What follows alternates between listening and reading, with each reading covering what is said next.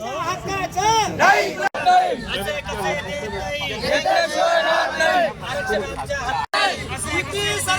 करायचं काय? युती सरकारचं करायचं काय? कसे देत ची मागणी अशी आहे, बऱ्याच दिवसापासून आमच्या आदिवासी कोळी महादेव जमातीवर फार मोठ्या प्रमाणात अन्याय होत आहे। शिक्षणापासून आमची मुलं वंचित राहत आहे। त्यामुळे शासनाच्या बऱ्याच योजना आम्हाला मिळत नाही। त्या योजना आम्हाला मिळावा आणि सुलभरित्या आम्हाला जातीचं प्रमाणपत्र तसेच जात वैधता प्रमाणपत्र मिळाव्या याकरता आम्ही बऱ्याच दिवसांपासून प्रयत्न करत आहोत। स्वतः मी माझ्या मुलीसुद्धा एसडीओकडे केस दाखल केलेली आहे, परंतु अजून सुद्धा साहेबांनी कोणत्याही प्रकारची दखल घेतली नाही। आणि या ठिकाणी 2 तारखेपासून आमचे 3 समाज बांधव आमरण अन्न त्याग उपोषण करीत आहे, तरी सुद्धा या ठिकाणी शासनाने प्रशासनाने त्यांची कोणत्याही प्रकारची दखल घेतली नाही। म्हणून या ठिकाणी आज मी तुम्हा सर्वांना एक सांगू इच्छितो की जर आज येत्या 3 तासामध्ये जर आम्हाला शासनाकडून काही नाही मिळाला जर नाही, तर या ठिकाणी आम्ही स्वतः त्या ठिकाणी डिझेल किंवा पेट्रोल अंगार घेऊन आत्मदहन केल्याशिवाय राहणार नाही।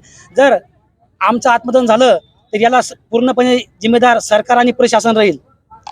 तुम्ही रस्ता रोको पण केला आहे? हां, आम्ही रस्ता रोको पण केला, आंदोलन पण चालू आहे।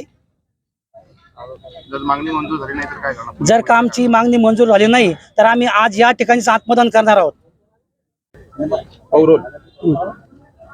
आज संपूर्ण बुलढाणा जिल्ह्यातील कोळी बांधव जिल्हाधिकारी कार्यालयासमोर हक्काचं महादेव कोळी आरक्षण एसटी मध्ये यांना मिळालं पाहिजेत यासाठी धरणे आंदोलन करत आहे। सर्वप्रथम मी या संपूर्ण महाराष्ट्रातील कोळी समाजाला बुलढाणा जिल्हा शिवसेनेच्या वतीनं आम्ही यांना जाहीर पाठिंबा देतो। यांचं गावागावामध्ये ग्रामपंचायतला असेल, जिल्हा परिषद सर्कलला असेल, नगरपालिका हद्दीत असेल आरक्षणामध्ये सोडत होते, परंतु यांना त्या कॅटेगरीचं त्या ठिकाणी उभं राहण्यासाठी कुठल्याही पद्धतीचं प्रमाणपत्र जात प्रमाणपत्र मिळत नाही। म्हणून अनेक ठिकाणी त्या ठिकाणचे वार्ड आजही ग्रामपंचायतचे जागा खाली आहेत। यांना महादेव कोळीमध्ये जात सर्टिफिकेट मिळावं ही यांची अनेक दिवसाची मागणी आहे।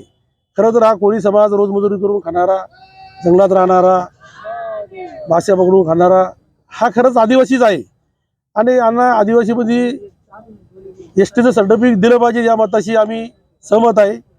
येणाऱ्या काळामध्ये या संपूर्ण समाजासाठी आम्ही यांच्या पाठीशी ताकदीनं शिवसेना म्हणून उभे राहू आणि यांना जोपर्यंत आरक्षण यांच्या हक्काचं मिळत नाही तोपर्यंत यांचा लढा चालू राहील आणि यांच्यासोबत आम्ही पण कायम यांना साथ देऊ। दोघं जण टावरवर चढलेले याच्याबद्दल काय?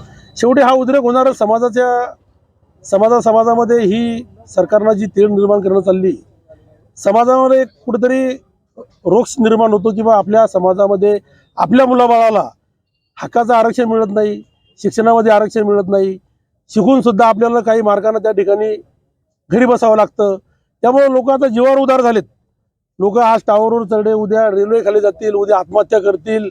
यापेक्षाही मोठा उद्रेक या महाराष्ट्रामध्ये होईल, येणाऱ्या काळामध्ये यापेक्षा मोठा उद्रेक होईल।